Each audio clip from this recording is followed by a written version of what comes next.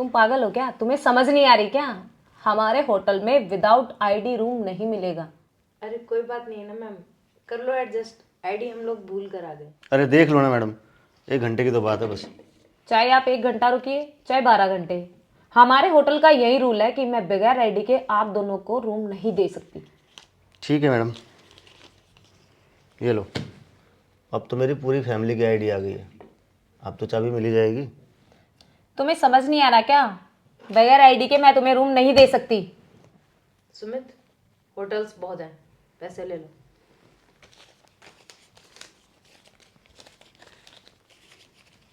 रुको,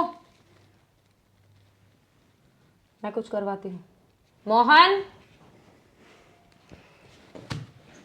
आपने बुलाया मैम? हाँ इनको ना रूम नंबर 420 में छोड़ के आओ। ठीक है, चलिए सर। अंकिता तू यहाँ? अंकिता कौन है ये? पापा। पापा? क्या मैंने तुझे इसी दिन के लिए पैदा किया था ताकि तू शादी के बाद भी अपने बाप की इज्जत को होटलों के अंदर नीलाम करती फिरे? मुझे शर्म आती है इस बात के ऊपर कि मैं तेरा बाप हूं। पापा, आपको गलतफहमी हो रही है। जैसा आप सोच रहे हैं वैसा कुछ नहीं है। ये सिर्फ मेरा अच्छा दोस्त है। अरे जिसे तुम दोस्ती का नाम दे रही हो ना, इसे दोस्ती नहीं, इसे बेहयाई और बदचलनी कहते हैं। अरे कम से कम ये गिरा हुआ कदम उठाने से पहले अपने बाप की इज्जत के बारे में तो सोच लेती। अरे मैं कितना खुश हुआ था जिस दिन तू पैदा हुई थी। कितने अच्छे घर में मैंने तेरी शादी करवाई। अरे क्या तूने अपने ससुराल की छोड़ी और क्या इज्जत तूने मेरी छोड़ी। शर्म आती है मुझे तुझे अपनी बेटी कहते हुए। चल मेरे साथ, ये दिन देखने से पहले मैं मर क्यों नहीं गया। चल। काम है तो। अरे राजीव जी। नमस्कार कुंडू साहब। अंकिता, अंकिता बेटी क्या हुआ? राजीव जी क्या हुआ? इसी से पूछो कुंडू साहब। खड़ी हो और बता कुंडू साहब को कहां से लेके आया हूं मैं तुझे। क्या हुआ बिटिया? अरे बिटिया खड़ी हो। हाँ बोल, क्या हुआ? मैं बताता हूं कुंडू साहब, मैं जिस होटल में काम करता हूं, छोड़ हाथ मेरा। शर्म नहीं आती तेरे को? अरे रुक यार, क्या क्या हुआ, क्या हुआ? कुंडू साहब, जिस होटल के अंदर मैं काम करता हूं ना, आज मैंने उसी होटल से इसे किसी अनजान लड़के के साथ देखा और मैं आपके पास इसलिए लेके आया हूं ताकि आपको पता चल जाए कि जिसको आप अपने घर की लक्ष्मी समझ के लाए थे वो असल में कितनी आवारा और बदतमीज लड़की है। अंकिता, अंकिता, क्या ये सब सच है? हैं? पापा जी, मुझसे गलती हो गई। अरे ये देख, तेरा बाप, हर बाप अपने बच्चों को लाड प्यार देता है सिर्फ इसीलिए कि वो इसकी इज्जत को नीलाम ना होने दे। और तूने शादीशुदा होने के बावजूद ये कदम उठाया कि तू होटल में अपने बाप की तरफ देख। इसने अपनी गरीबी और हमारी अमीरी को देखते हुए ये कहा था,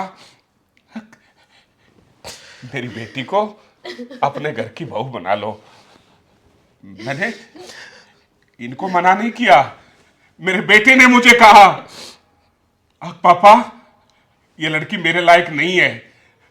मैंने अपने बेटे को भी रोका कि अगर बहू बनेगी तो यही लड़की बनेगी हमारे घर की। और उसके बावजूद सारा सब कुछ होते हुए भी और तू होटलों में।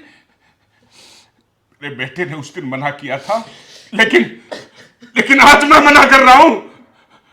मेरे घर की बहू मर चुकी है।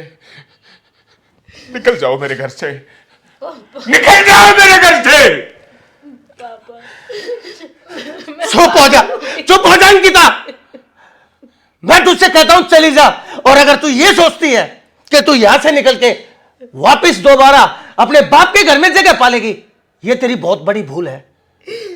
पापा मैं मर जाऊंगी, मैं कहां से। क्या क्या नहीं सोचा था मैंने तुम्हारे बारे में।